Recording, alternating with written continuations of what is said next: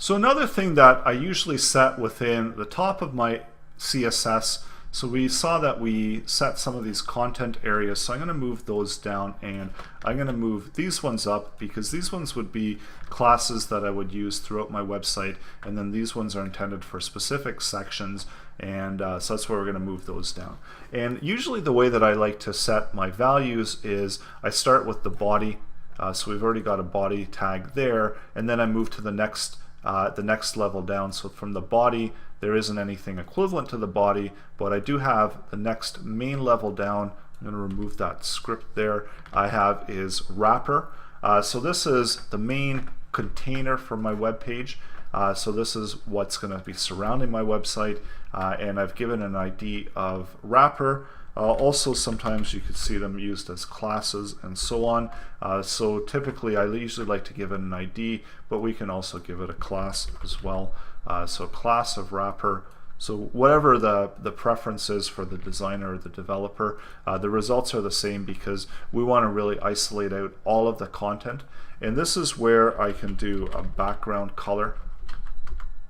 So if I wanted to do a white background color, and I can go over to here and I can specify my background like that. So now when I refresh it, we see that it's covering over the background. So I'm not seeing that background image, and it's allowing me to set a background color for that entire section. And some of the other things that usually when you're developing a website, you might not want it to scale all the way up. So if someone has a really huge, massive screen, then you want them to maybe contain a max width for the size that's allocated to the web page. And this is where we could set within the wrapper as well. So we could set something like we could set a max width for the wrapper. And this is going to work the same way as it did with the images where we've got a max width, but we're going to set a pixel width. So I'm going to set it as a max width of 1180. So it doesn't matter how big of a screen the user's on, it's going to be an 1180 max width. I'm also going to get rid of that border there and add it around my wrapper entirely, and so that this will just give us a better idea of where our wrapper is sitting. So now one of the things that you might notice is, well, you know, whenever I'm resizing it, it's still pulling over to the left, so that doesn't really look that great. So this is another area where we can set the margins and update where we want the positioning of our website. And with margins, we've got an option for margin bottom, left, right, top. So we can set the margins in this type of format where we can do margin of left auto, margin of right auto.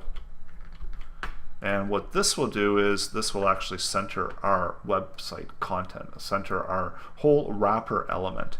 So this is a really nice feature, especially when you're doing a fixed max width on your website. And we see once it shrinks down below the max width, it goes by default to 100%. So it only allocates that much space. Now, when it comes to margins, just like when we looked at background, there is a simpler way of doing this as well. So with margins, we have what's known as the shorthand method as well. So just like the background, we can do margin, and we can specify what types of margins we want on a particular element. So let me take one of these elements here, and I'm going to specify the different margins.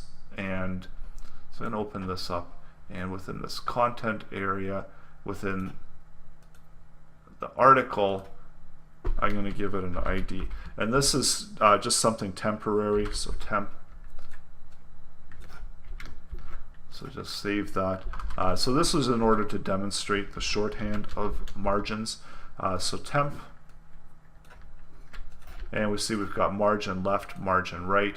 I'm actually going to give it a border so it stands out. Maybe I'll also give it a background color.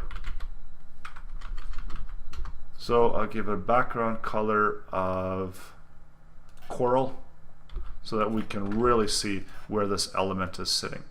So let's add in some margins here. So we can set margin values So we can set a margin at the top there. So we can do 10 pixels. We see it moves it down. We can do 100 pixels. It really moves it down. We can do 500 pixels. We can set it as 10%. So we can do percentages.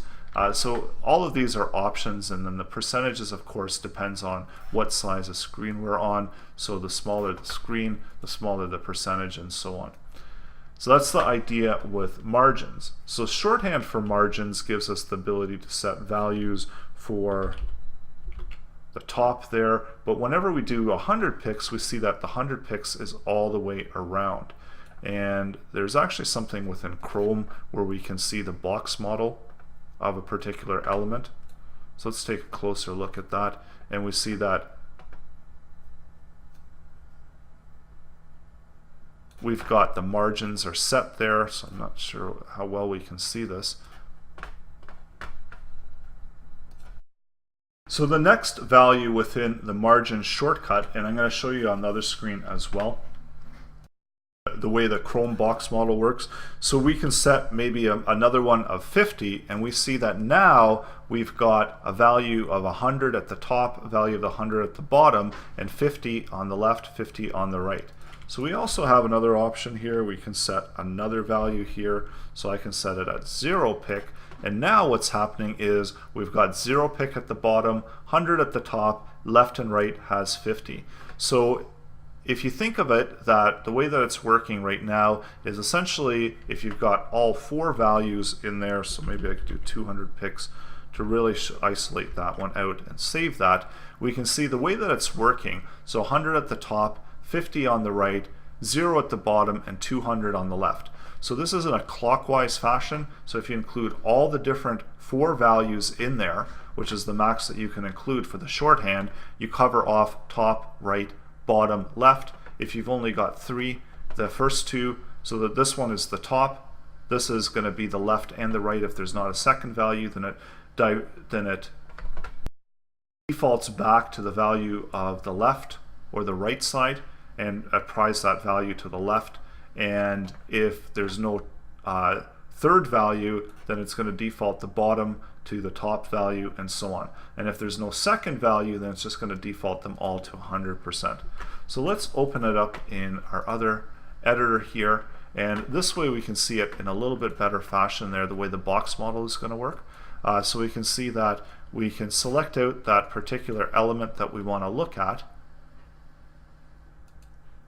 and here we can see the box model in a visualization here using Chrome, and this is available within any version of Chrome. This is just the Chrome Dev Tools, and we see we've got our margin 100, 50, 0, and 200. And it's also giving us the full box model. So we've got our border value, and then there's one other property here, which is the padding. So we can also set that, and we're going to show you how to do that in the upcoming lesson. And the other really neat thing about Chrome, while I have it open, is you can make some adjustments to it as well. So we can update these margins in here. We can completely remove it out.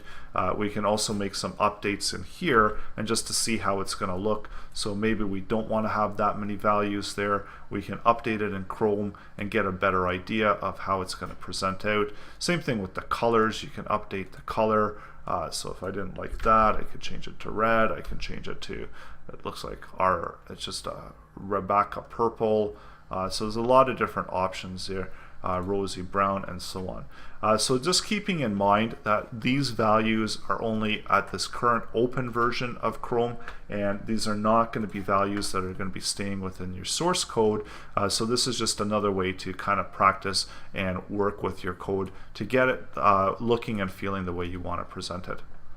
And so now whenever we go back to our source code, we see that we've got some options here for the box model, for the margins, and if we've made some adjustments here, we can always update it within our source code to get it aligned with what's being presented on the web page itself. So the next lesson, we're going to look at padding.